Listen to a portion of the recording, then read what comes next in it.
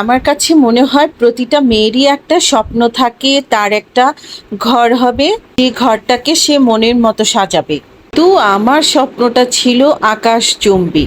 যে আমার স্বপ্নটা ছিল আমার স্বপ্নের বাড়িটা হবে যার পাশে একটা গার্ডেন থাকবে, আমরা গার্ডেনে চা খাবো হাজব্যান্ড ওয়াইফ, আর বাচ্চারা খেলা করবে। আসসালামু আলাইকুম। তো স্বপ্ন দেখতে তো বাধা নাই, কিন্তু ঢাকা শহরের প্রাণকেন্দ্রে আমাদের মতো ছাপোষা মানুষের এরকম কল্পনা শুধু কল্পনাই থেকে যায়। কিন্তু তাই বলে যে আমার এই ছোট ফ্ল্যাটটাকে আমি আমি যে সাজিয়ে গুছিয়ে রাখি নাই তা কিন্তু না। আমার এই ফ্ল্যাটটা অনেক পুরনো, কিন্তু আমার বাসায় কেউ আসলে এই যে আমার ফুলগুলি দেখলেও জিজ্ঞেস করে যে জবা, তোর ফুলগুলি এখনো সে আগের মতোই আছে কিভাবে?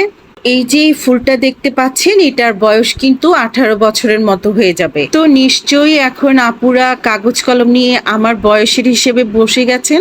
ঘর গোছাতে গোছাতে আজকে কিন্তু আমার রান্না বান্নাটা সেরে নিয়েছি। আজকে আপনার ভাইয়া বাসায় খাওয়া দাওয়া করবে না, এই ভাত রান্না করি নাই, যে আগের ভাতটা ছিল সেটাই গরম করে খেয়ে নিব। আর এই যে তখন যে বললাম যে আমার ফুলগুলি যে নষ্ট হয় না, আসলে হচ্ছে আমি ফুলগুলি বেশিক্ষণ পানিতে ভিজিয়ে রাখি না, হালকা কুসুম গরম পানিতে ধুয়ে একটা কাপড় বিছিয়ে সেটার উপর শুকিয়ে নিই। এই জন্য আমার ফুলগুলির কিন্তু কালারটা নষ্ট হয় না, ফুলগুলি ভালো থাকে।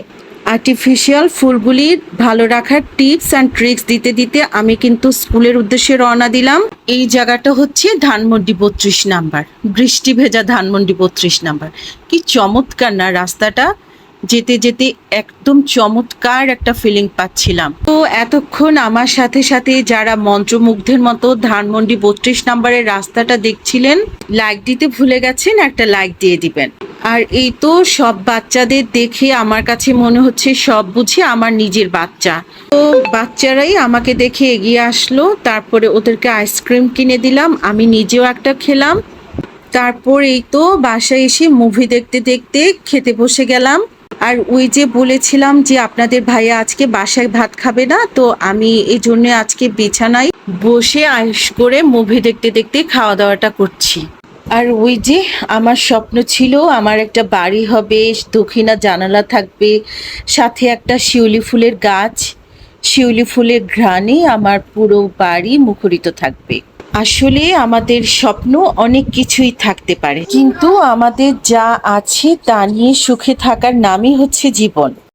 তো এখন আমি বিকেল বেলায় চলে আসছি আমার কিচেনে নাস্তা রেডি করার জন্য। বিকেলের নাস্তার জন্য আজকে নিচ্ছি আমি স্যান্ডউইচ। আর এই যে স্যান্ডউইচ মেশিনটা দেখছেন, এটা কিন্তু 18 বছরের চেয়ে বেশি পুরনো। এটা আমি আমার বিয়ের পরপরই নিয়েছিলাম। তখন তো আর বেশি কিছু বানাতে পারতাম না, স্যান্ডউইচটাই সবচেয়ে চটজলদি রেডি হয়ে যেত। এই জন্য এই স্যান্ডউইচ মেশিনটা নিয়েছিলাম যে চটজলদি কিছু রেডি করে নিতে পারবো। কিন্তু ইলেকট্রিক জিনিস যে এত বেশি টিকে, আসলে আমি নিজেও অবাক যে নষ্ট হলে তো আমি নতুন কিছু নিতে পারি, তাই না? আপু ভাইয়াদের সাথে কথা বলতে বলতে আমার স্যান্ডউইচ রেডি। ভিডিওটি কেমন লেগেছে কমেন্ট করে জানিয়ে দিবেন, ভালো লাগলে শেয়ার করে দিবেন। আজ এই পর্যন্তই, আল্লাহ হাফেজ।